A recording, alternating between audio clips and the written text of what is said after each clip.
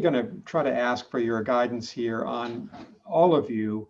How should the American people respond to what we've been through over the past summer, these unprecedented demonstrations, many of them, most of them largely peaceful, of African Americans, of Latinx Americans, of white Americans taking to the streets in response to the George Floyd incident, in response to centuries of a lack of racial justice. There seems to be energy in the United States, across the country, to try to do something practical to move the country forward. And Ambassador Cousin, Earthrin, I know you've got strong views on this, and you also have a lot of experience globally as well as nationally thinking about this issue. And I thought you should start this conversation. Well, thank you very much for the opportunity to participate in this conversation today, because it's an important one. And as someone who's had the opportunity to represent this country in a multilateral setting and stand before the nations of the world and say on behalf of the people of the United States of America, this is a country that I love.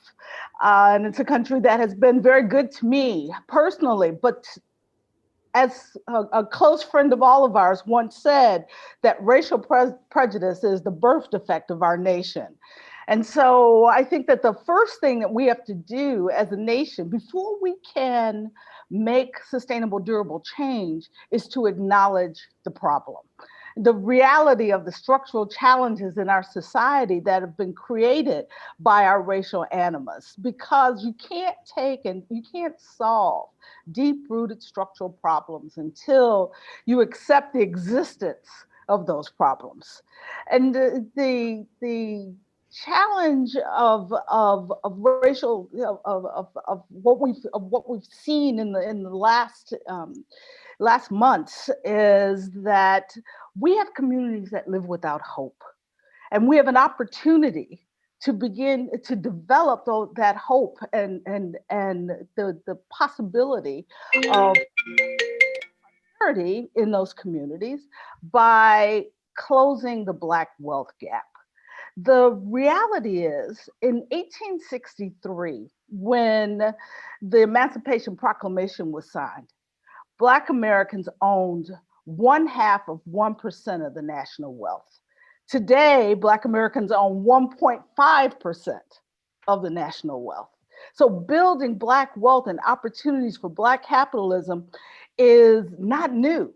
During the 1960s, everybody agreed. The moderates, the radicals, the integrationists all agreed that building Black capital, Black wealth was part of the solution for moving our nation forward towards Black equity and justice. But yet in 2017, the top 100 Black-owned businesses listed in Black enterprise collectively grossed $27 billion and employed about 79,000 people, compared to Walmart, which earns 20 times more than all 100 of those businesses and employed 2.2 billion people. And Black Americans comprise 15% of the total American population. And one hypothesis suggests if Black businesses were able to reach parity with overall population, that we could create some 600,000 new jobs and add $55 billion annually to the US economy. So beginning with creating that economic opportunity, I think, is crucial to addressing the challenges that we are witnessing today, we're witnessing them today as a nation, but they're a reality for our communities, and that goes beyond what we are acknowledging in this conversation today and what we've seen over this past summer. Ambassador Earthrin, thank you so much. I know you've seen this problem both from a domestic perspective as an American citizen and as a US government official, but you're also executive director of the United Nations World Food Program. You've seen this inequality issue of income, of opportunity from a global perspective. And by the way, congratulations to the World Food Program on its Nobel Peace Prize, fully deserving. And you should feel, I'm sure you feel really proud of your contributions to that. It's interesting that Deanna, in the paper that she wrote for our book, that we're inaugurating today, the Aspen Strategy Group book, Domestic and International Disorder, Deanna wrote that Black and Hispanic families in the United States have just 30 to 40 cents in liquid assets for every dollar held by white families. And while Earthman has introduced this subject, Deanna, I thought maybe we should just ask you to expand on what you wrote in the book. Yes, thank you so much. And thank you for your comments, Ambassador. I think that's right. We have, through our work, documented this very large racial gap in financial outcomes, both in income, where Black and Hispanic families have about 70 cents on the dollar of white families, but most notably on the wealth gap, where it's, as you point out, Nick, 30 to 40%. And I think it's important to note that the white-Black gap is starkest in the top quintile, meaning that even high income doesn't protect some of these communities of color from this wealth gap. And the reasons for this, as we all know, have been documented extensively for people who are willing to educate themselves on the explicit policies and practices that have permeated both the public sector and the private sector, starting with intergenerational transfers of wealth, tax policies that perpetuate that, long existing neighborhood conditions, poverty rates, home values, and redlining, outright racial segregation and discrimination in education and labor markets. And so until we develop a path toward addressing that underlying gap, we're unlikely to make progress. I put this in the context of other work we've done across all Americans. It just happens to be even more stark for communities of color, which is that most Americans live with very high levels of financial instability, very high levels of income volatility, and therefore spending volatility. And as we've documented in the work that we've done on race, that financial volatility is much, much more detrimental to communities of color than it is to whites, although this is true for all Americans across all income spectrums, except for the top quintile, where at that point, families are buffered enough through their liquid assets to withstand the kind of volatility that they're exposed to. But to put a fine note on it, we see this both when you see increases in liquidity. So a downside, loss of a job, for example, for every dollar of lost income, a white family has to reduce their consumption by 28 cents. A Black family will have to reduce their consumption by 43 cents. So events like job losses, which are been so extensive during this recession, but other times too, hit Black and Latino families much, much more starkly.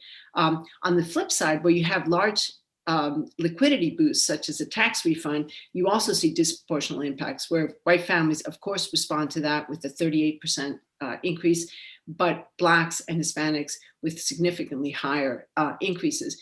The reason that's important is it shows the ability to smooth consumption is much, much lower for communities of color because they don't have this buffer. So you ask, Nick, what can we do? I agree with the ambassador. First thing is to educate ourselves about what's really happening here. And then in reality, we have many of the tools in place through various programs already part of the repertoire of our government, some of which were used, I think, successfully in the CARES Act and others, to provide not just private insurance, meaning help people with savings and buffers to withstand volatility and change, but also with public insurance. And so unfortunately, it's not the one thing, it's a basket of things that we can do, but I'd start with the set of things that are available to reduce financial volatility, access to UI. The CARES Act was successful in expanding access to the unemployment insurance in a way that allowed many, many more people to kind of withstand the fallout that might come. Paid sick leave. Unbelievably, only 17% of Americans actually have full paid sick leave and family leave. We can fix that. That's part of maintaining kind of that buffer. We can do a number of things to boost income, particularly for those in low income.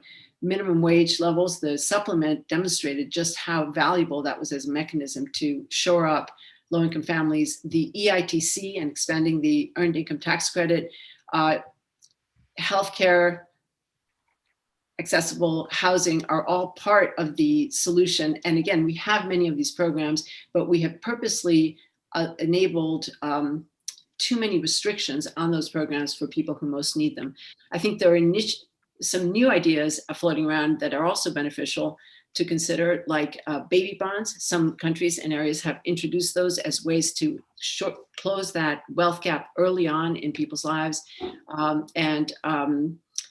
Many critical assistance programs actually have asset limits that limit people's ability to take advantage of them, and some restructuring of that would do. So I do think there's a very critical role in both acknowledging the issue and for policy, service providers, and employers to play in addressing it. Thank you, Deanna. Based on what you've just said and what Earthrin said, I want to ask Ayan. I know, Ayan, you've been thinking about the educational gaps, opportunity gaps for African Americans and other disadvantaged groups. A lot of people are saying that maybe one of the impacts of the coronavirus, the pandemic that we're going through, and the economic crisis will lead to a new effort to try to boost the social safety net, a new effort that government needs to be stronger, not weaker, not just state governments, but the federal government, to support people who are lower income, that the coronavirus has exposed the inequity in healthcare and in income that both Earthrin and Deanna have talked about. Do you agree with that? And how do you think about that big question of a new reform movement to strengthen government's ability to support people? So Nick, thank you so much for putting this together, and actually for putting, making a priority of this point on race and the inequality that we have in the United States and across the world. I want to thank both speakers for their input. I think the coronavirus has exposed a number of things, but even before the coronavirus, I would say the election in 2016 of Donald Trump exposed those things to me. I don't know about other people. I've been seeing the heightened inequality and the topic of inequality, at least since 1989, and the fact that it can lead to instability. Now, I want to take one step back and say then what kind of philosophy informs us on how to deal with these inequalities. We have, on the one hand, I would say roughly two schools of thought, and one school of thought is what I would like to regard as the grievance model. People come out either organized or disorganized, but in any case, they're able to put on the table what their grievances are. And a competing school of thought with that is the opportunity model. That is, well, once we've seen these inequalities, then what on earth do we do about those inequalities? I think that the strength of the grievance opportunity is that it makes us all aware, as we've seen now in the most stark way, since the killing of George Floyd, that yes, we do have racial disparities in the United States. It's intense. People get really emotional about it. But yes, we have, and that's the strength of the grievance model. Then you have to move on to then what do we do about the inequality? And I would say, I think the answer lies in actually living up to what I call American values, right? It's that promissory note in the Declaration, the Bill of Rights, the Constitution, that allowed Americans in a very different way to deal with the history of slavery, with the history of segregation, Jim Crow, all of that. Now I have, we talked about buckets of solutions. I have 5 key aspects that I think we really need to be looking at. The first is to say, okay, what do we do about those who are formally excluded on racial, but not just racial segregation? There's gender, religion, and other aspects that people were excluded. And the first action you take is to change the laws. When I look into the history of the United States of America, I see, okay, the laws have been changed.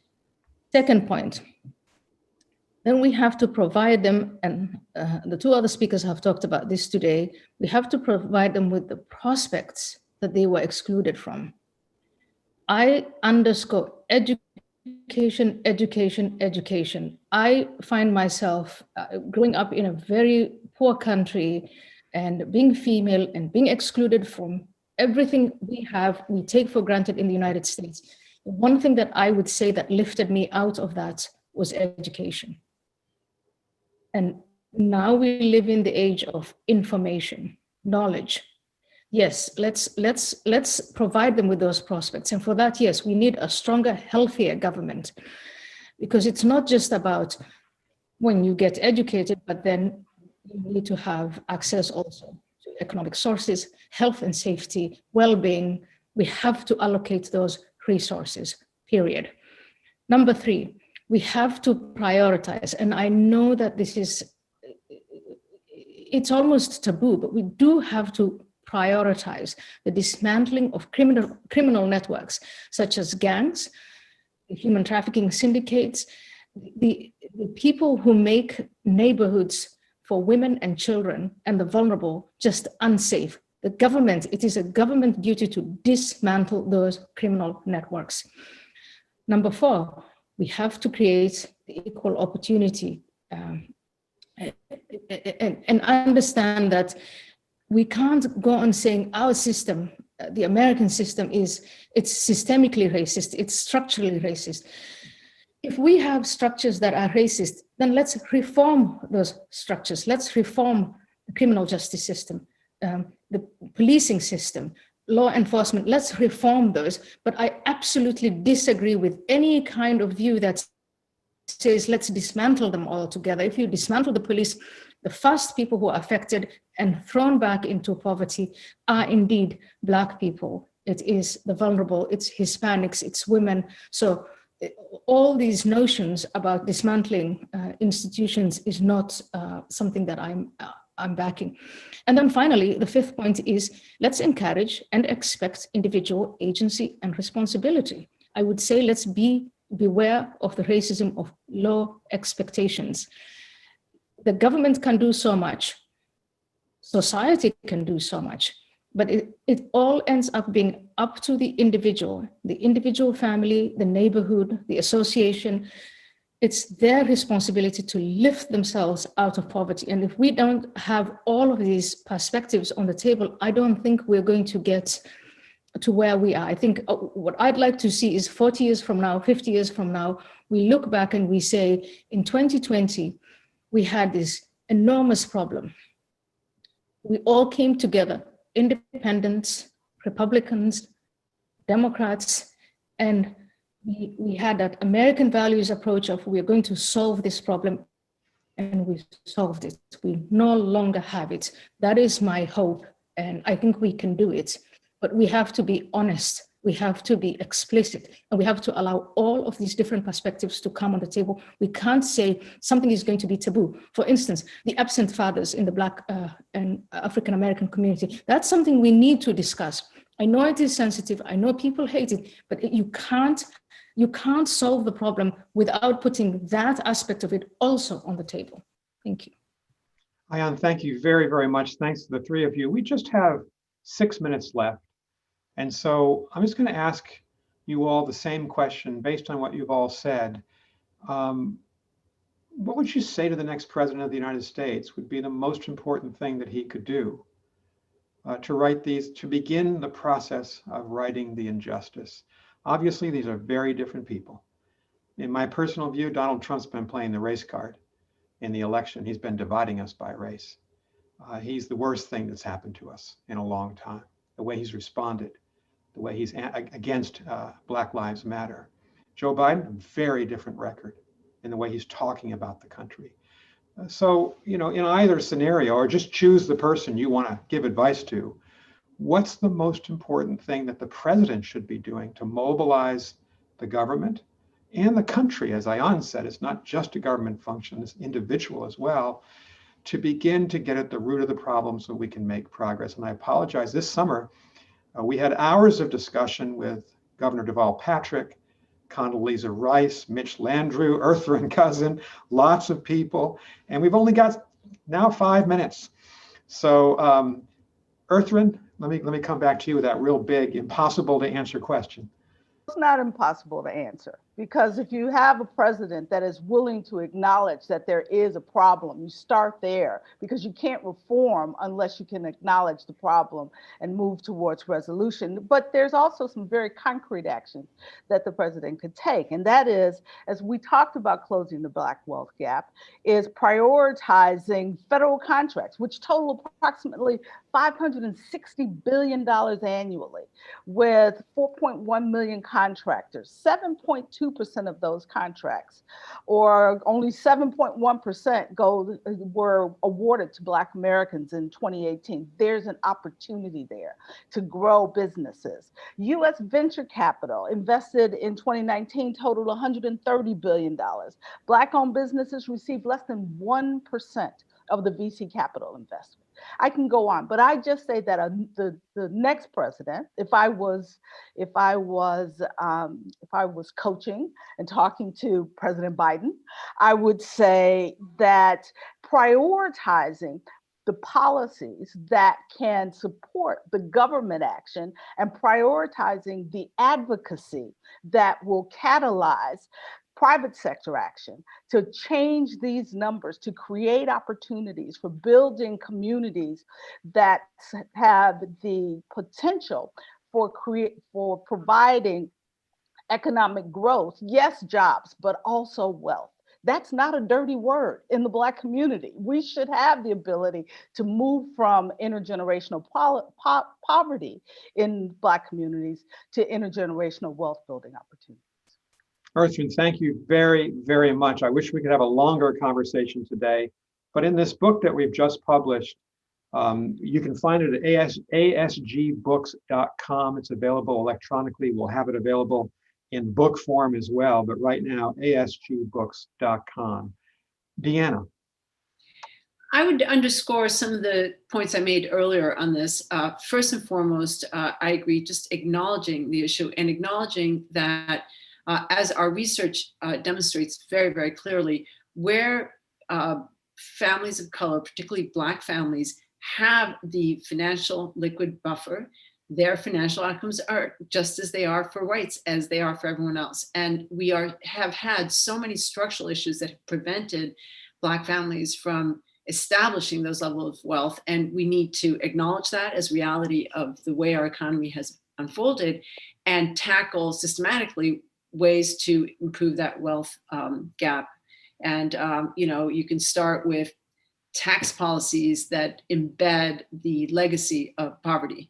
You can access to education, and as we heard earlier, and access to housing, which has been a foundation for wealth building in America. But I think even if we just had a completely different tone, we would go a long, long way. And so I hope we get that sooner rather than later. Deanna, thank you very, very much. And you can read Deanna's article on this subject of opportunities for the African American and Hispanic communities at asgbooks.com. And I want to thank Deanna for writing that article. And you can read Ayan's article as well in our book. Ayan, you have the last word on this subject.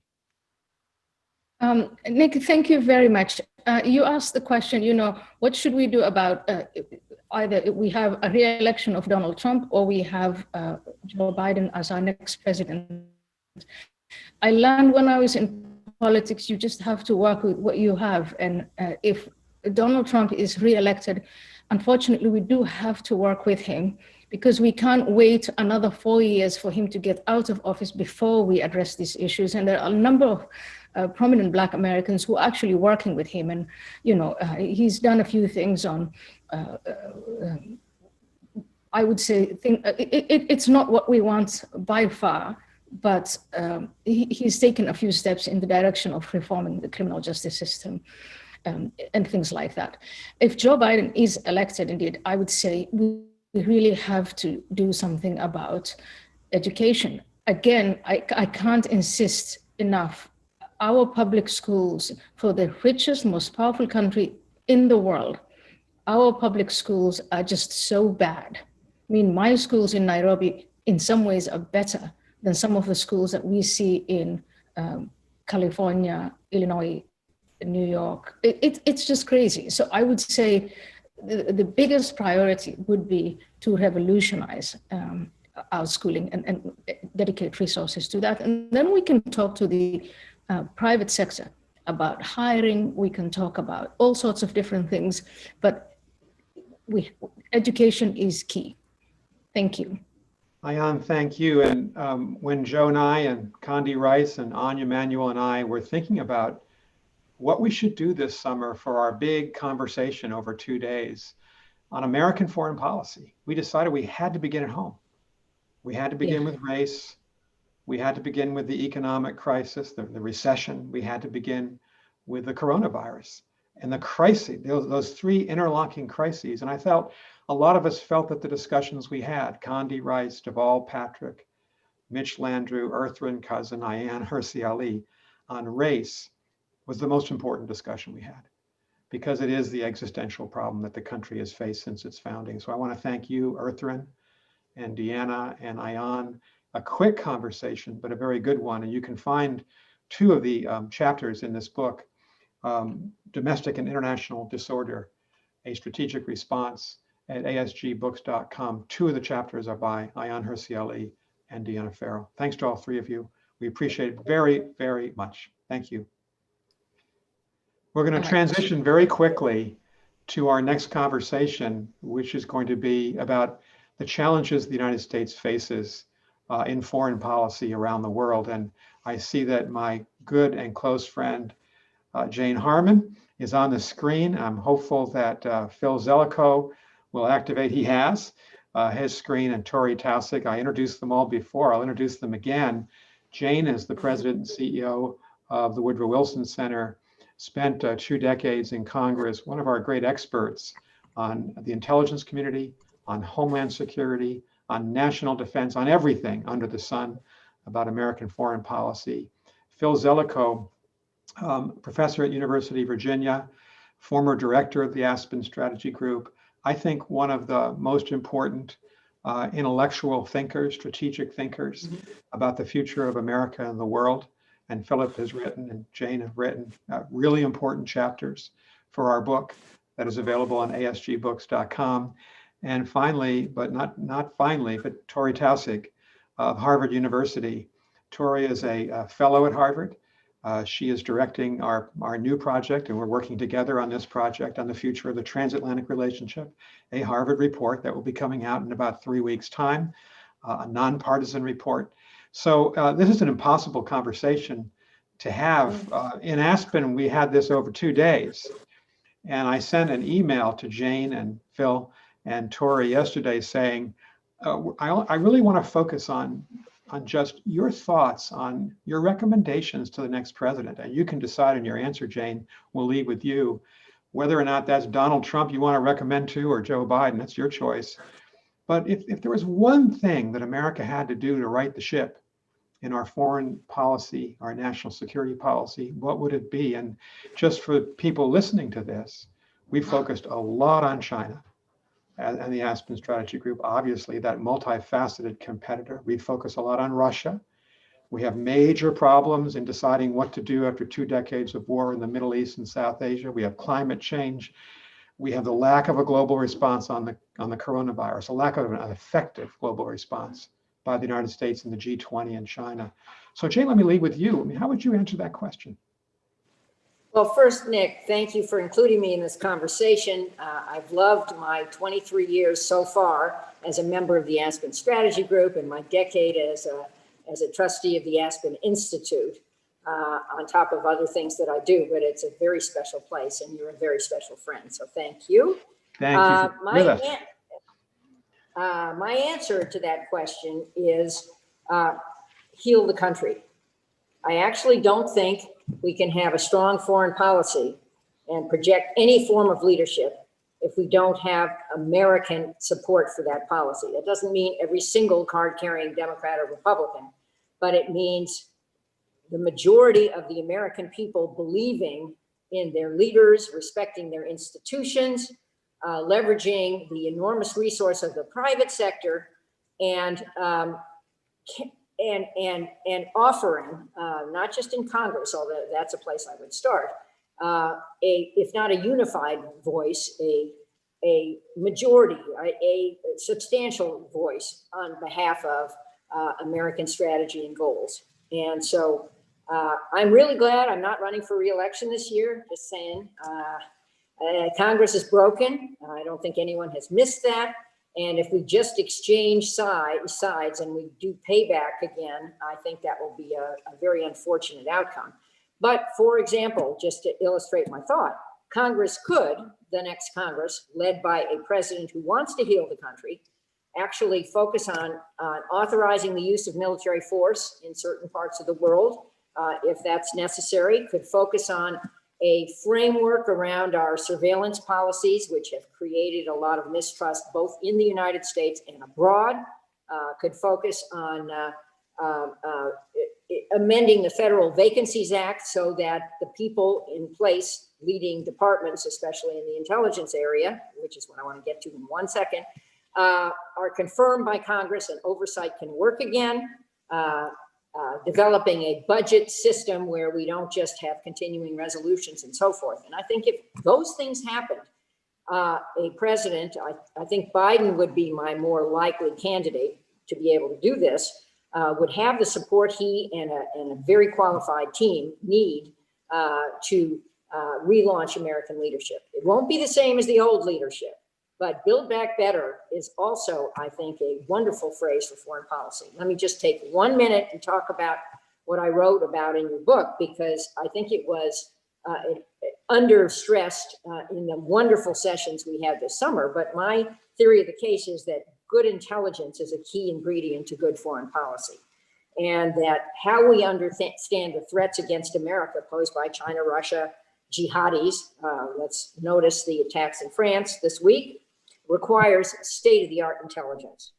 I think that in a golden age of misinformation, our adversaries hide their intentions, and it is important to understand which of our negotiating partners or our enemies are ready to strike a deal, or which are ready to strike us or pick our pockets.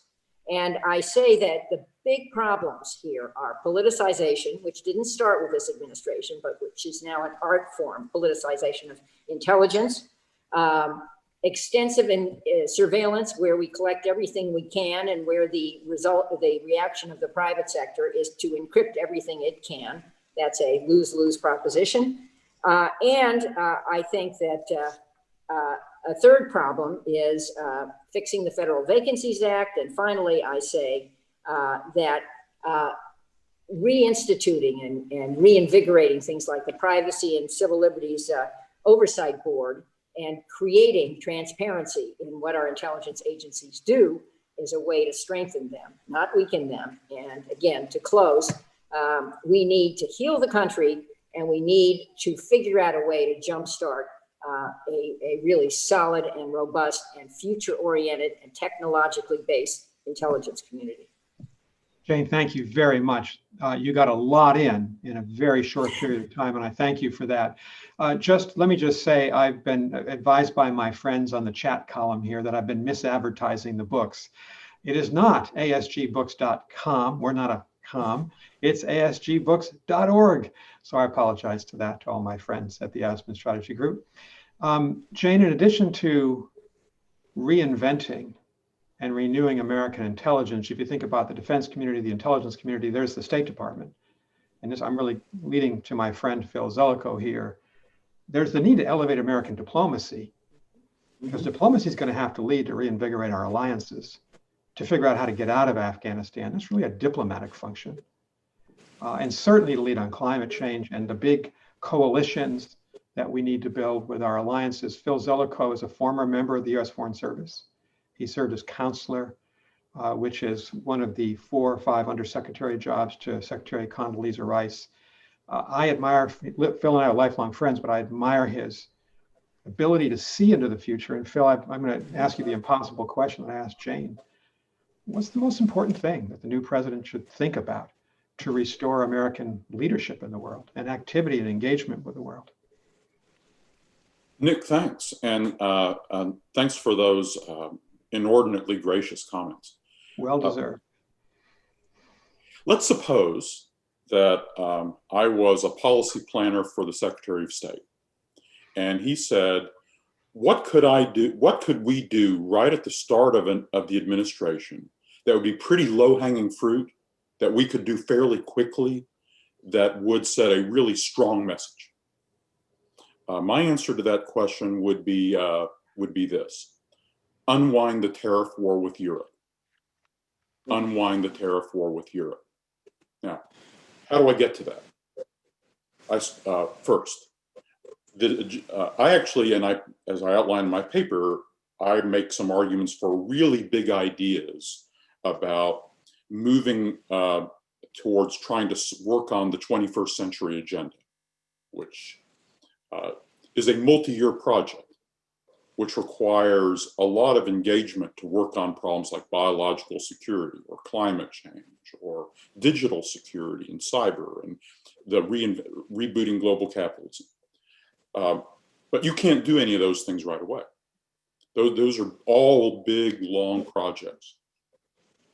But the point I'd stress about all those projects is the United States will not get any of the results it desires on any of those agenda items unless we can renew our partnership with the Europeans.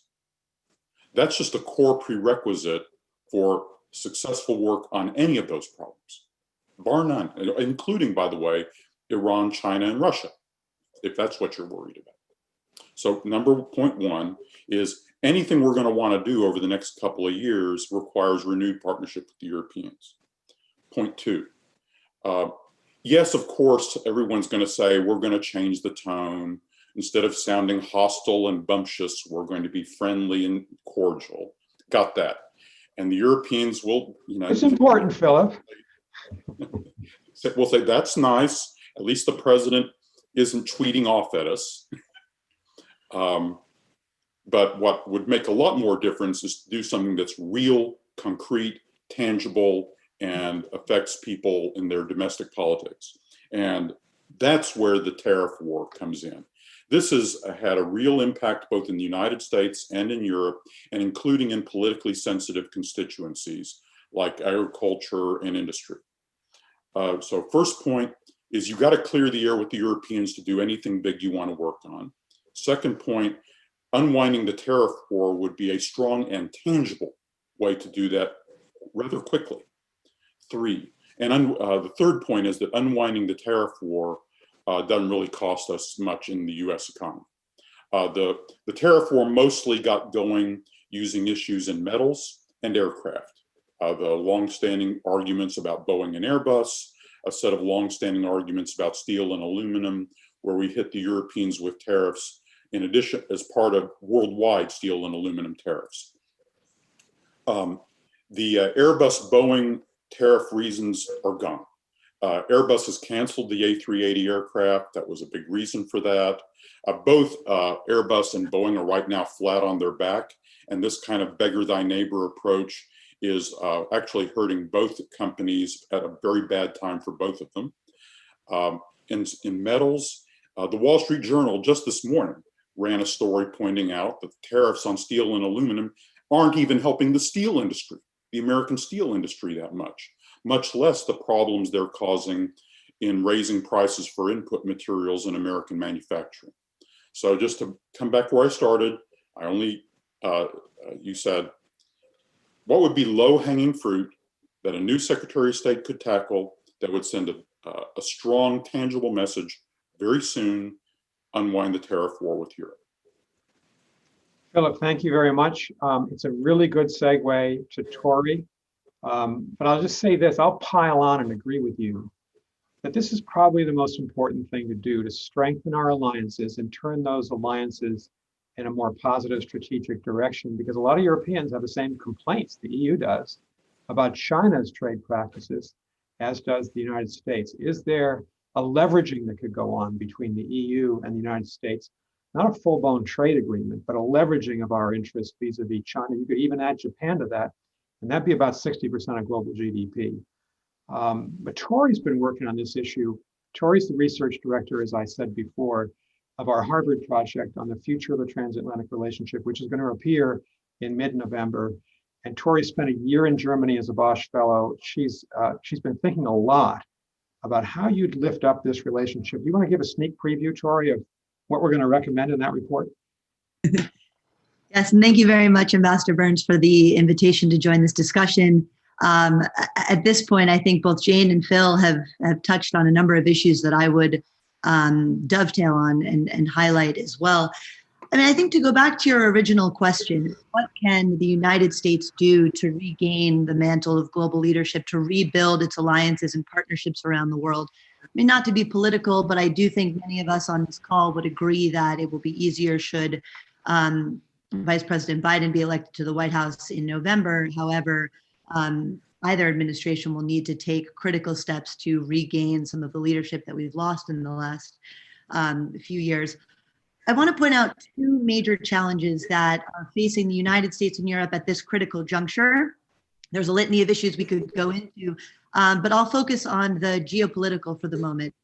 During this time of global pandemic and a focus on turning inwards, rebuilding our health institutions, our domestic economies, I think we've lost sight of the geopolitical competitors of the moment, which is that we have an authoritarian Russia and an authoritarian China that are seeking to weaken our democratic institutions and norms from without.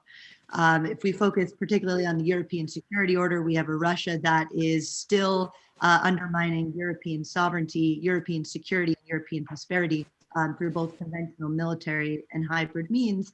And as we'll get into in the next conversation, we have a China that presents an authoritarian alternative in an international order where liberal democracy is weakening from within. Why do I mention these two geopolitical competitors to begin with?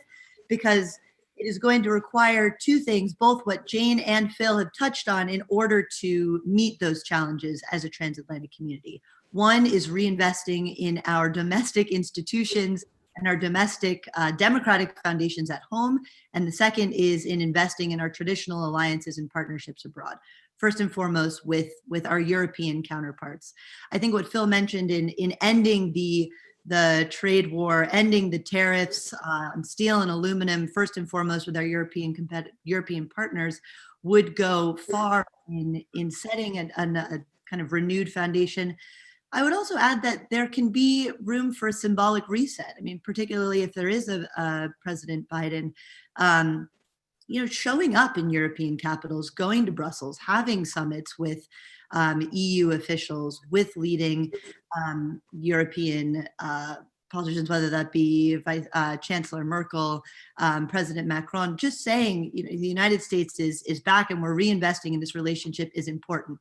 That being said, I also think that if there were to be a Biden administration, things don't go back to being perfect within the transatlantic relationship. They weren't before, and they won't be on day one.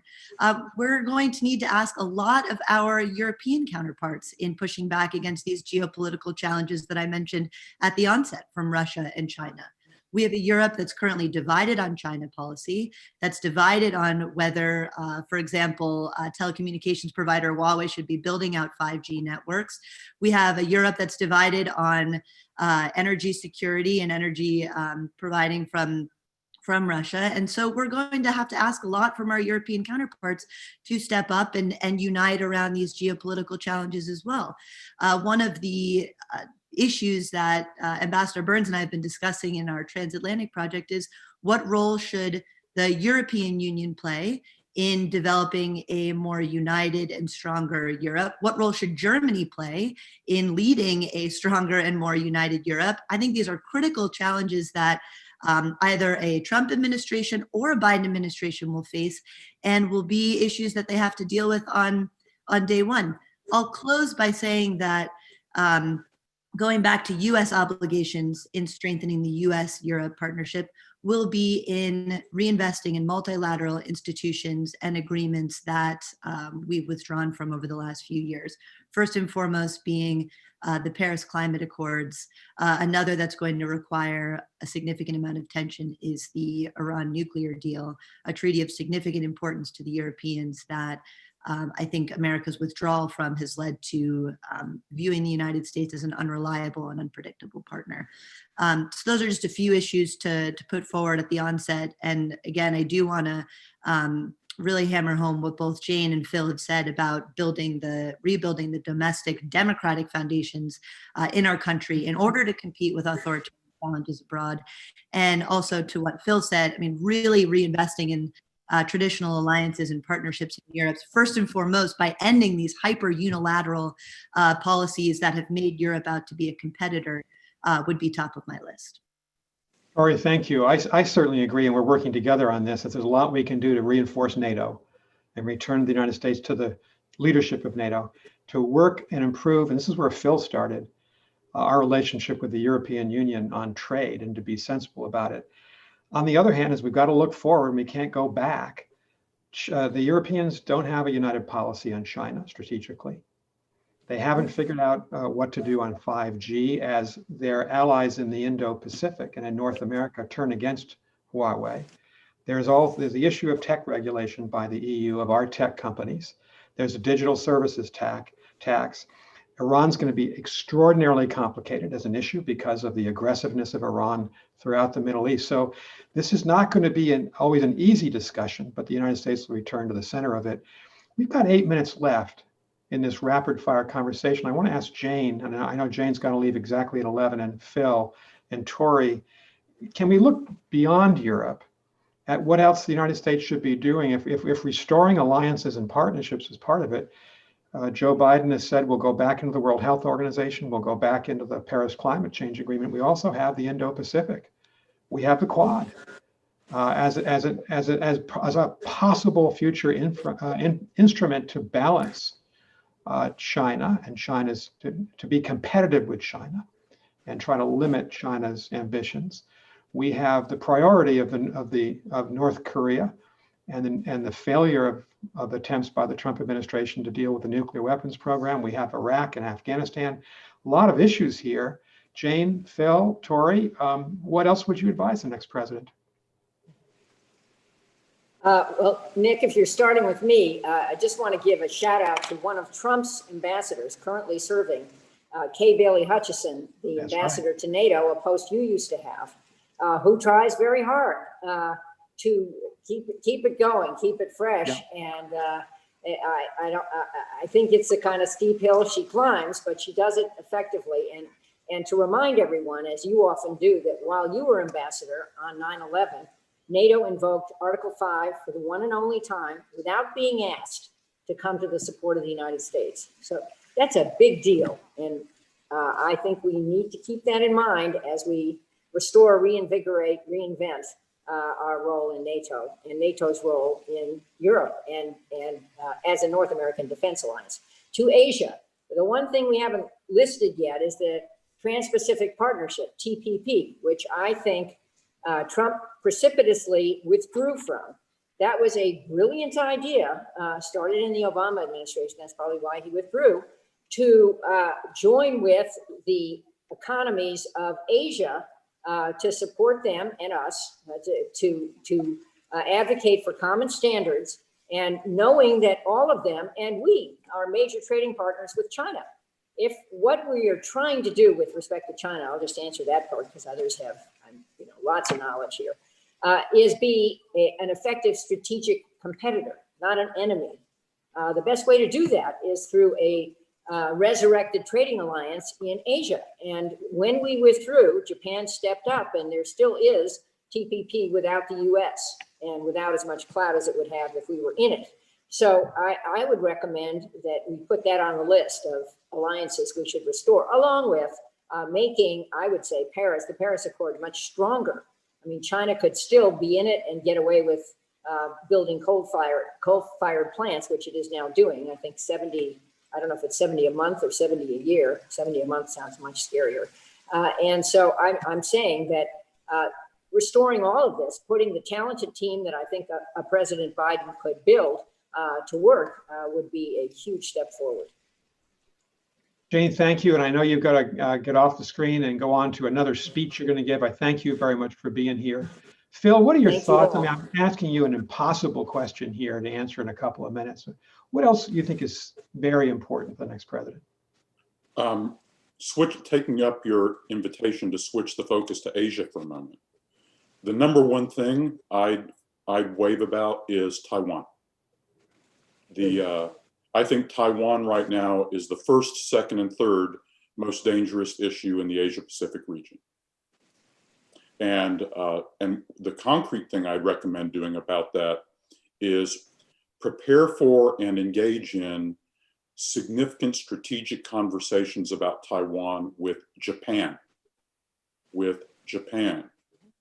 There's right now going on a furor about what the U.S. should say or do about Taiwan and strategic ambiguity and all of that.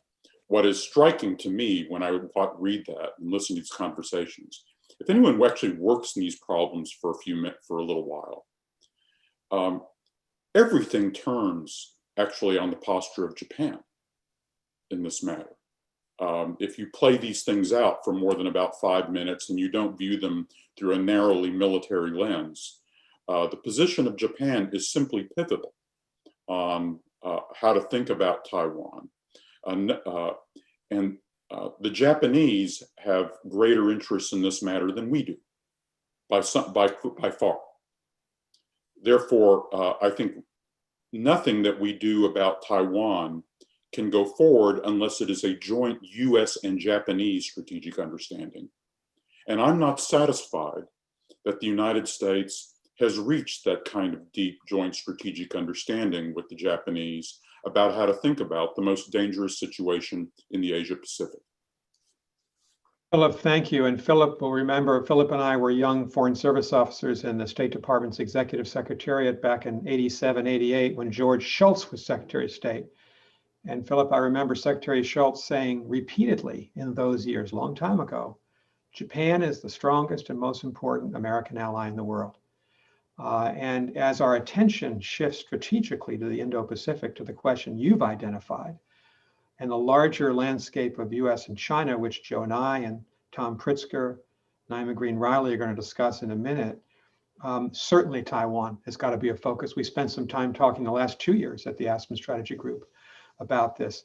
I'll just say it's good to see the Trump administration sending the Secretary of Health and Human Services to Taipei and the Undersecretary of State for Economic Affairs, but you've got to have a more serious strategic engagement with the Japanese and certainly the Australians about this issue, no question. Philip, thank you. Tori, we're essentially out of time. We've got 2 minutes, but what else would you recommend? I mean, you're an expert on Europe, but I know that your strategic focus is also on China.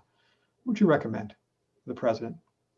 It's a great segue into the following conversation about great power, geopolitical competition between the United States and Europe, which I think will be a defining challenge for the next century. A challenge for the US and Europe is that Europe does not look at the Indo-Pacific, does not look at Asia-Pacific as a strategic theater in the way that the United States does. It is unlikely that our European partners will view China as a military competitor, particularly in the Asia-Pacific, in the way that the United States does and will continue to do so in the years ahead. That being said, and Ambassador Burns, you brought up NATO. NATO has started to look at China as a more critical challenge and threat within our own transatlantic community of democracies. China's purchasing and acquisition of strategic ports is an important issue for NATO to focus on within the West, even if we are not pivoting the alliance to focus on the Asia Pacific. And so I think that that's a positive trend that we should continue to push in US foreign policy in the years ahead, having NATO focus more critically on China as a strategic challenge within our own theater of the US and Europe relationship.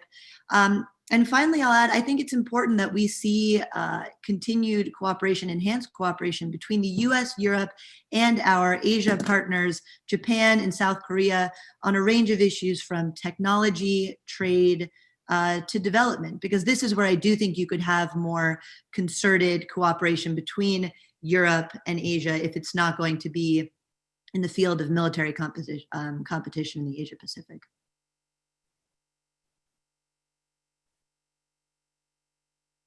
Nick, you're on mute. Tori, thank you very much. We're going to look forward to our Harvard report on the future of the transatlantic relationship, but you can read, if you're watching and listening to this, you can read chapters by Tori Tasic and Phil Zelikow, expanding on what they said today. I want to thank both of them for being with us today. And I want to welcome my friend and partner in the Aspen Strategy Group, Anya Manuel, and Zoe Baird, whose I think image is going to appear right now. There she is. Anya, as I hand this off to you, and you're going to chair the conversation with Zoe and then the panel on China, I don't think we've had a better member of our group than Zoe Baird. And the Markle Foundation has been with us, supporting us intellectually in every way for 10 years now. So I want to thank Zoe for that publicly. And take it away, Anya. Zoe, looking forward to your conversation. Thank you. Thank you, Nick. What a great way to start us off. And Zoe, Nick stole my thunder. That's what I was going to say. Zoe needs no introduction. She's the CEO and president of the Markle Foundation, has had a distinguished career in both law, including as general counsel of Aetna and many senior roles in the U.S. government. And Zoe, couldn't be a better time for a Markle Foundation initiative that you were really the engine behind, which you call the Rework America initiative. And so while for those of our participants listening, it's pretty unusual for the Aspen Strategy Group to spend as much time as we did last summer on domestic issues, race issues, democracy, political division, and the economy, we felt it was absolutely critical to do so this year because, as Jane Harman said, we have to strengthen ourselves economically in order to be effective in foreign policy. So Zoe, maybe I can just start with that. You argue in your paper that we have to start at home, but that's not obvious to many people who work in the foreign policy community. Can you say a little bit about why you think national security and economic policy are tied? Well, first, let me thank you and Nick for your extraordinary leadership of the Aspen Strategy Group and all my colleagues in the Aspen Strategy Group for their passion and commitment. This is a group of people who work hard, listen to each other, and I really have observed we've all grown as we've learned from each other with many different political perspectives over the years. What I want to talk about and talked about in my chapter in the book is what I think of as integration of government. I think we're at a critical point, and my hat's off to you for having an agenda that includes both some of the critical domestic issues and traditional foreign policy issues, because I think we're at a critical moment where America's place in the world is dependent on America's shared economic prosperity at home. That broadly shared economic prosperity is really a bedrock of America's both economic and political strength. And I've done some work with my colleague Phil Zellico, the historian, and learned a lot from him. And I just remind people, particularly younger people who are hopefully new to and passionate about being part of foreign policy going forward, that after World War II, the U.S. grew the middle class to unprecedented strength and size, and this was a critical component of our influence on the global stage. It wasn't just our might in the war, it was our investment in Europe and the Marshall Plan. It was our creating the American dream at home as a model for aspiring nations around the globe. We are not in that place right now. Right now, we have profound inequities in our country. Inequities that grew out of this crisis, but inequities that existed and have been built over the last several decades. And to my mind, the legitimacy of our democracy is at risk if we can't address and rebuild an equitable economy and rebuild the American dream. I mean, just looking at where we are right now, workers of color and people who don't have a bachelor's degree, which are almost 70% of Americans, have been profoundly hit by this downturn in the economy. They have been unable to manage, and Deanna made some comments about that in terms of the Black community and the challenges at all economic levels, but the impact is so disproportionate on people without a bachelor's degree or people of color. For people who don't have a high school degree, in August, the rate of unemployment was more than double the rate for people with a bachelor's degree. Ambassador Cousin talked about some of the structural inequities, the importance of rebuilding Black wealth and capitalism. In all of our programs, foreign and domestic, we need to be thinking about how to impact that and change that equation. Most small businesses are small proprietorships.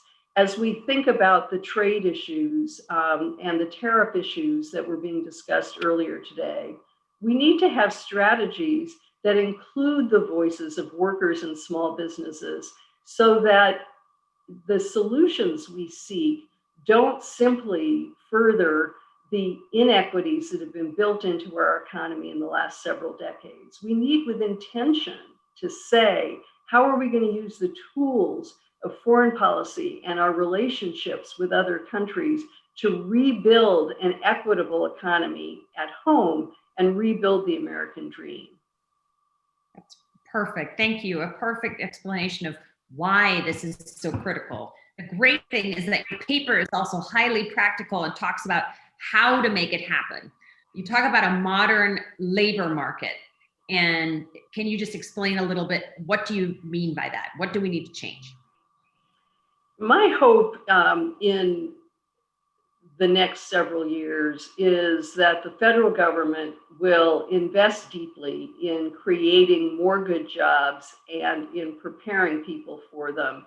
One of the accelerants this pandemic has brought is transforming us to a digital economy.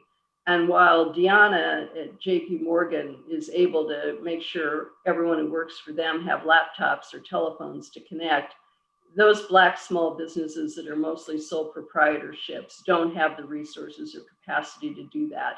And even if we're able to get people the funds, the loans to be able to get the connections they need, we still need to give people the opportunity to get the digital skills they need. The fastest rate of digitization in our economy and the global economy has been in the lowest paying jobs. And yet we have no system of adult learning and training that makes it easy for people to rapidly and affordably get that training. So a modern economy, in my mind, will require, to get out of this pandemic and recessionary double hit, will require federal investment in job creation. Some of that will be public sector jobs like contact tracers. Some of it will be private sector jobs. It will be part of other major ambitions, presumably, for infrastructure, for clean energy, for health. But in doing that, again, this point about integration of government, we need to have intentional strategies to enable Blacks, Latinx, women, people across this country at all education levels to participate and to benefit both with the policies that we pursue, but also in the training that they need in order to effectively engage in a new economy. And one of the most important ways to do that, I have to underscore, which we haven't talked about yet, is to actually include their voice in making those decisions. And this is why I emphasize the notion of integration of government. We should not have a State Department making decisions about restoring relations with other countries without hearing from the workers and the people of color who want to have a part in that, who want to have a stake in that. We should not be making decisions about trade. We should not be making decisions about how we're going to bring home supply chains and what new agreements we need with other nations to bring home supply chains without making sure that we have the voice of workers and the voice of people of color making the decisions, not just someone being appointed because they meet a criteria to a job, but rather being empowered to be a decision maker in our major policy decisions, both foreign and domestic. Right. That's a very good point, and one we don't usually talk about. I mean, who has input to our trade policy? Unions, sometimes, sometimes NGOs, but often it's just big corporate interests, and small businesses and others who are really the majority of our country don't have a lot of input. So, and we haven't on the in the we're bad enough in the domestic side, but in the foreign policy, national security side of government, and I've worked and participated in policymaking in both, we have no structures for engaging that voice. Is the Secretary of Labor a co-equal decision maker with the U.S. trade rep on trade policy? And the networks and communities that come with that then become very different in terms of who you invite to be at the table, as opposed to who has to try to break down the door. Absolutely. Thank you, Zoe. You and I could discuss this all morning. I'm sorry we have such a short amount of time. Thank you for contributing, for writing a paper, for being such a great member of the Aspen Strategy Group and thought partner to us. Thank you. Thank you. We now turn to the country that is at top of mind for everyone, the Trump administration, future Biden administration, if there is one. And I'm inviting to the stage, please, Joe Nye, who needs no introduction. Joe is already here, a distinguished service professor of Harvard University, co-chair of the Aspen Strategy Group, of course, former dean of the Kennedy School at Harvard and longtime public servant. Naima Green Riley, who was a foreign service officer in Egypt and in China, and is now a PhD candidate at Harvard University and undergrad from Stanford. And Tom Pritzker, also a great member of our group, who's the chairman and CEO of the Pritzker organization and the executive chairman of Hyatt. And just to our audience members out there, we have 24 unbelievable papers that are part of this book that we hope you will look up online and read. And the reason we're doing this sort of staccato and TED style is because we wanted to highlight as many of these interesting and unusual arguments as possible. So Tom, let me start with you, because you as a business person have a perspective on China that's somewhat different from that of those of us who've been mostly in government. And it's an issue that foreign policy circles don't often discuss. You argue that to compete effectively with China's version of state capitalism in this unprecedented race that we're entering, you say we need to do a lot more to coordinate the US private and public sectors, but do it without a top-down industrial policy, in the bad name that industrial policy sometimes takes, the term of the government picking winners and losers. What do you mean, and how should we go about it? Okay, thanks, Anya. Thanks, Nick, for doing this. So I start and say the world has changed dramatically, and we need to tailor a strategy to that new world, not just a China strategy, but actually a global strategy. Three massive changes that I would point to. First, China's developed a system of state capitalism, as you suggested, Anya, and it's been successful. They've also clearly been quite direct about their intent to challenge the US leadership model and create a China model as a competing model for global leadership. Second, tech is going to drive national wealth going forward. Tech has a different business model than do traditional industries. Our strategy has to understand that. Third, the world is uber connected. Everyone is connected. The farmers in the field have smartphones and they have a voice, and countries are now we're going to compete with China for their affection, and their affection is going to follow their economic interests. So major changes that we have to integrate into how we think about strategy. Paradoxically, it's in the economic sphere where communist China has decided to describe the battleground. That's the battleground they've chosen. It's not military, it's not diplomatic at its core. At its core, it's economic. So let's look at why they would choose that economics as their battleground. First, they have significant scale. Scale is a huge advantage in business, and they've got it. Second, they have a system of value and a culture that's deeply embedded, that puts society ahead of the individual. Look at their response to COVID and how effective that was. And that those value systems support this state capitalism approach to economics. Third, they have the ability to integrate their commercial sector into their national security and into their foreign policy because it's centrally coordinated.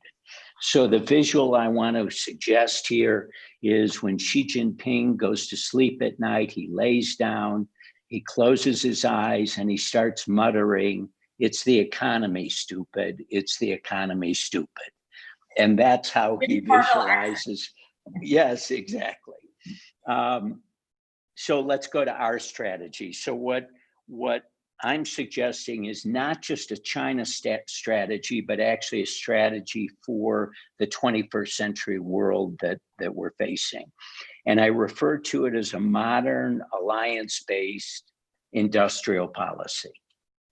So let me pick that apart. By modern, what I mean is look at the world we're facing, some of those massive changes that I described, and take those integrate those into the strategy. Don't make our strategy based on the old world, because that's not coming back. Second is alliance-based. What I mean by alliance-based is through alliances, we talked a little bit about TPP, we can actually create scale that is larger than China's. Without those alliances, we are at a scale disadvantage. The other thing I mean by alliance is that's going to help us embrace those countries who want to opt for a rules-based world order. And so that alliance system has many vectors to it, which work to our advantage.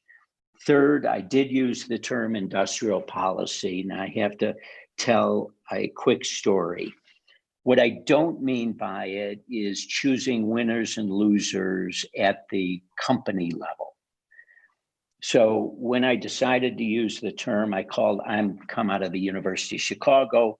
I called my friend who holds the Becker Friedman chair, that's as in Milton Friedman. And I said, Michael, I'm going to advocate for industrial policy. What happens to me in the University of Chicago cult? And he said, you will be excommunicated. I said, is there any penance? He said, none, no chance. As soon as it's published, we will start the proceedings. So today marks the proceedings where I'll be excommunicated. What I do mean by industrial policy is don't pick winners and losers at the company level, but pick them at the sector level. Prioritize what sectors are important to our future. So I would look and say AI is critical, quantum is critical. We could all go through and prioritize. And if we do that, we then come up with the beginnings of a framework. So people prefer public-private partnership as a term. What I would say is if we want to use that, think of it as the public sector investing in those prioritized sectors and building the physical infrastructure and the intellectual infrastructure that will induce the private sector to invest, to build companies, to innovate around those areas. And I think if we could, that's what I mean by industrial policy. The advantage of a strategy along these lines is it provides an organizing principle, not only with respect to China, but with respect to the 21st century. And importantly, it would move us away from what I see as dangerous rhetoric with respect to China and towards a rhetoric that is actually about domestic prosperity. So that's that. I use the term intentionally because it's provocative, but that's what I mean by industrial policy. Thank you, Tom. That's a really great introduction to a complicated issue. I actually, in my paper for this volume, talk specifically about the technology race with China. And I think that's part of what you mean. And I think we have a similar view that industrial policy doesn't mean, well, Boeing wins or Intel wins, but it means, wow, if semiconductors are really an important building block of our national security, how do we make sure that we and our friends and allies continue to be the most competitive and most innovative countries in that space? So Yep. we're talking about a similar idea. Naima, I want to turn next to you. You are one of the younger participants in the group, and we're so happy to have you. You come with a really fresh, new perspective, and I know you've done your dissertation also on how China influences the world, both in the US and other countries, both through educational programs, public diplomacy initiatives, transnational news, and sometimes through more nefarious means. How has China used these channels, and how do we prevent our open system from being exploited while remaining open? You're right, Anya. I focus mainly on public diplomacy. And usually when states are engaged in public-focused international engagement, the aim is to have impact on ordinary citizens, especially the type of impact that will benefit that state somehow. So China's using similar platforms that other countries use when they engage in public diplomacy in order to try to influence Americans. And that includes, it includes broadcasting like CGTN, formerly known as CCTV. It includes print and online media like the China Daily, the Global Times, educational programs like Confucius Institutes and classrooms, which are often offered, or the programming there is often offered to Americans through some sort of partnership with a U.S. university or school. And they're also using social media outreach. So public diplomacy has been around for a long time. I write in the chapter that we shouldn't make it into too much of a 10-foot boogeyman, because recently some members of Congress have, for example, worried that Confucius Institutes might be shaping the views of American youth that are harmful to the United States, and in ways that are harmful to the United States. But at the end of the day, I think we need to remember that people are able to intuit what goes along with their values and what doesn't. And so in some of the research that I've been doing, I look at the effects of Confucius programming on American youth, teenagers. And I find that even in that context, young people are able to go into Confucius classrooms to learn Chinese and to come out with very complex conceptions of the Chinese state, very nuanced conceptions of the Chinese state. Now, the important thing is that Americans are equipped with the ability to discern where the information that they're consuming is coming from. So Confucius Institutes are funded by China. It's not a secret. And yet, and still, the institutions that host them need to make clear to folks that that's what they're signing up for. Similarly, in the information space, we need to do a lot of work to give Americans the tools that they need to be able to evaluate information critically. So media literacy programs at the K-12 level should be a good start. Social media labeling, which, for example, YouTube has done for several years. Facebook has just started to do this summer. Will be useful because it allows people, as they're scrolling through their social media feeds, to be able to say, okay, this is a post that is coming from an outlet that has the backing of the CCP government in China or Russia's Kremlin or Iran. And so when I talk about information campaigns, I mean overt sort of state-backed news. That's the type of thing that we need to be labeling. When it comes to more covert actions in the information space, like coordinated inauthentic behavior, misrepresentation about who's purveying information online, spreading misinformation or disinformation, that's information that we need to address in a different way. It shouldn't really be there, and it shouldn't be getting to American citizens. To the extent that we can work with platforms to limit, detect, and get rid of that information, I think that's the way to go forward in that realm. And also I'll say— Can I jump in and ask you one question about that piece of it specifically? Because the Trump administration has argued that Democrats are overly fixated on Russian disinformation. The Chinese have actually gotten pretty good at it as well. Do you see a lot of that, and should we be as concerned? Well, I want to say that Russia is still a major actor of concern. And so this attempt to pivot away from Russia is unwise, because we know for a fact that Russian disinformation is still happening. It's still targeting a number of different communities all across the United States. often different racial groups, often immigrants, often people with strong ideological predispositions. So Russia is definitely not an actor that we should not be paying attention to. That being said, we are starting to see a number of other actors come into this space. So China has started to mimic Russia in a lot of ways in the information space. And we also see disinformation campaigns that are covert in nature that have started to reach out to American citizens that have been funded or that are being run by China. Iran has been involved in these types of activities as well. So the number of actors in the information space that have malign intent has increased. Great, thank you. And just for our audience members, we're going to run a few minutes past the half hour because we want to give Joe a chance to tie it all up with a bow for us and make sure that I have some chance for follow-up with our other two great panelists and not cut this short. So if you're able to stay, that would be great. Naima, just one last follow-up, and then I want to turn to Joe for the overarching argument. I have recently been involved in a study group that's going to come out with a paper soon about basic science and how we preserve the openness there. Now, it's not specifically what you're writing about here, but that is kind of a gray area where in some cases it's just Chinese students studying and getting their PhDs here, taking things back home. In some instances, far more nefarious, where people are actually downloading intellectual property off university servers.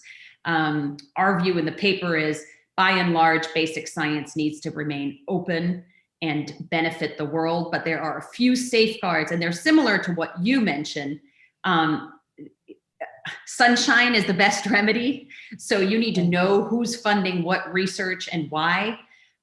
Both our professors and our students need to be trained in what happens sometimes by the Chinese government and by others, and also what the consequences are if you are caught spying. Would you agree with that, or are there different prescriptions you would have? I definitely agree, and I think that you're right. Sunshine is the best remedy. You're right that sometimes covert malign activity seeks to influence Americans, and we should be, first of all, on the public diplomacy side, monitoring that activity to make sure that there's ever any sort of indication that we veered into the territory of coercion or espionage or stealing information, intellectual property, or illegal activities. That's a point where we need to start to involve other actors, right? So maybe folks who are going to do more investigations, bring in some legal repercussions. But in the research space, I think that it's important for us to, first of all, look at the numbers. There's been some research on just how much of the research that's been sort of collaborated on with China actually involves espionage or stealing information, and the number is still pretty low. But to the extent that that does happen, I think that it's important for us to make people aware that that's a possibility, right? So the researchers that are engaging on important scientific topics might not be, well informed about sort of the global environment that they're operating in. So to the extent that we can just make sure that people are aware that that's a possibility, that will go a long way in sort of starting to make sure that we can detect when something like that is happening. And I'd refer people to Georgetown's CSET, it's the Center on Emerging Technologies, which has done a lot of great work on actually looking at how we can preserve cooperation with China in the scientific space while being aware of some of those threats. That's right. Thank you very much. It's a really important area that is understudied, so we're glad you're doing it. Joe, last but certainly not least, you're one of our great foreign policy strategic thinkers, and your paper was more overarching about how we should approach China. And I want to lead in to letting you talk by picking up from something Phil Zelikow said in the last session, and that is Taiwan is the most dangerous issue. And Phil didn't say it, but there is some worry in foreign policy circles that if our election outcomes are uncertain, if there's turmoil domestically in the US in the next couple of months, that Beijing may use that time, not to launch an invasion of Taiwan, but to do something, perhaps grab some of the islands that are administered by Taiwan, but that are much closer to the coast of the mainland, maybe do something of a cyber attack on Taiwan. So I want to lead in with that really dangerous, prominent issue, and then ask you to describe more generally how you would approach US policy towards China. Well, I agree that Taiwan is a serious and important issue. I don't have the feeling that you're going to have a crisis between now and the end of the year or during the end of the Trump administration. I think we have to take more seriously the question of China's capacities increase. How do we preserve our capacity to deter the use of force by China? But I don't see that as a matter of months. I see that as a matter of years and decades. And I agree with Phil Zelikow that Japan is crucial on that. Rich Armitage and I have issued a report every 4 years on election year about the importance of the U.S.-Japan Security Treaty. We're going to issue another one this year. And one of the things we recommend is closer coordination between Japan and the U.S. on the issue of Taiwan. But I'd rather go back to the larger picture and take us back to not to this summer, but to an Aspen Strategy Group in 2006, where we discussed China. And there was a good deal of, I would say, concern, but also optimism in the 2006 Strategy Group meeting. And what's striking is how that had vanished by our discussion the year before last and last year. And I think you could say, as I start my paper, is that U.S. China relations are the worst they've been in 50 years. That's led some people to start talking about a new Cold War. But I think that's lazy thinking, because the type of challenge we faced with China is totally different from the Cold War that we had with the Soviet Union. And here I think Tom Pritzker is exactly right, which is that it's really an economic and technological challenge. It's not an ideological challenge. I think, and here I agree with Naima as well, if you ask, is there anything like the Soviet challenge to us internationally in ideological terms? No. People aren't going to march in the streets for Xi Jinping thought with Chinese characteristics as it's enshrined in the party constitution. Indeed, China doesn't have as much soft power as it had under Mao, when people did march in places like Paris. So they think the important thing is to realize that we have a different game that we're playing, and Tom was right about that. But I think it's also important to realize that we have a very strong hand to play. And the great problem with designing a strategy is either to underestimate or overestimate your opponent. And there's a great amount of overestimation that's going on now about China. People think they're 10 feet tall. They're not. If I were, as I say, an imaginary creature from Mars looking over the hands of these two players, the US and China, over the next 10 or 20 years, and I say, which hand would I rather play in this great poker game of great power competition? I'd much rather play the American hand. Some of the high cards we have are, for example, geopolitical. We have 2 oceans and friendly neighbors. China has 14 neighbors and intense conflicts over territory, some of them, such as India, Japan, and Vietnam. In energy, we are relatively energy independent. China is going to depend for the decade or more to come on imported oil through the Straits of Hormuz and the Indian Ocean, where the Americans have naval superiority. There's also demography, in which our labor force is likely to go up 5% in the next decade. China's labor force peaked in 2015.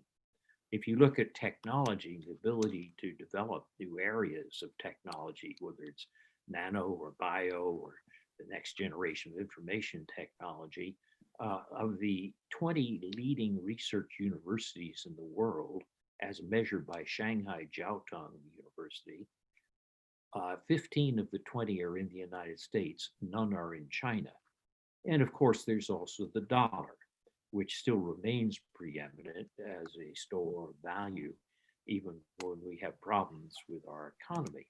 So in that sense, I think to design a strategy for China, we've got to play from our strength, which means working up some of these issues at home that we have to take care of, and which we've been talking about this morning, and That includes our democratic institutions, includes basically our openness, including to immigration, and it includes a strong R&D program in the technological sectors that Tom identified. But externally, what we can do is try to shape the environment in which Chinese power increases. Basically, that includes restructuring our legacy military systems so that we can maintain alliances with Japan, and South Korea and others, Australia, improving our relationships with India, working on the questions of international institutions so that we can cooperate with China in some areas where we need to cooperate, whether it's climate or pandemics or what have you. And finally, to set up consultative arrangements with China so that we manage this relationship where we cooperate when we can, compete where we must, but essentially a cooperative rivalry, which is a better description than a new Cold War, will require us to do a lot of systems management. And that's going to require us to strengthen our capacity to do that, working with allies, but also with the Chinese. That's what a strategy ought to look like. Unfortunately, we don't have that. Let's hope that we will. Wonderful. Thank you so much. This was a lightning round on China policy, and we have much, much more to discuss. But in the interest of time, I want to leave it there. Thank you all. Thank you for all the work and time and joy and effort you put into participating in the Aspen Strategy Group. Thank you very much, Tom, Joe, and Naima. Thank you. So thanks to our co-founder and our co-chair, Joe Nye. We wouldn't have the Aspen Strategy Group without Professor Joe Nye and without Condi Rice. Thanks to Naima. Thanks to Tom Pritzker. Anya, we're going to wrap up here. We still have lots of people online with us, and other people will watch this on our website and the days and weeks ahead. I thought maybe you and I should just, our takeaways. What do you take away from these TED Talk rapid fire conversations? Race, foreign policy, the economy, China, 4 big subjects. 4 big subjects. Well, I would pick up, Nick, where Joe just left off. If you're looking out a decade or 2, I'd still rather be playing the United States hand in the global context rather than the Chinese hand. And Joe mentioned some reasons, and I would just add to them slightly. And one is the following: authoritarian systems like China. It's looking pretty good right now. It had a V-shaped recovery.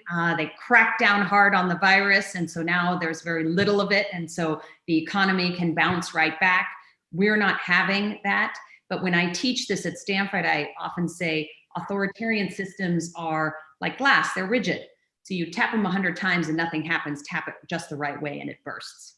So you don't actually know what's going on inside the Chinese Communist Party and how stable Xi Jinping's rule is. In the US, boy, democracy looks messy and ugly right now, but it's resilient. If there is a president that a lot of people don't like, we have the opportunity to vote that person out. And that is great strength. And even though now we're going through a difficult time in our democracy, we've been through worse. We've been through the Civil War. We've been through the Great Depression. We've been to the upheavals of the 1960s. We're going to come through that too. So first, we're a democracy, so we're resilient. 2, a lot of people talked about our openness. Phil Zelikow talked about it, our openness to the world. Tom talked about it in the way our technologies and our industry works. It is an important, real strength of the United States that we are so open.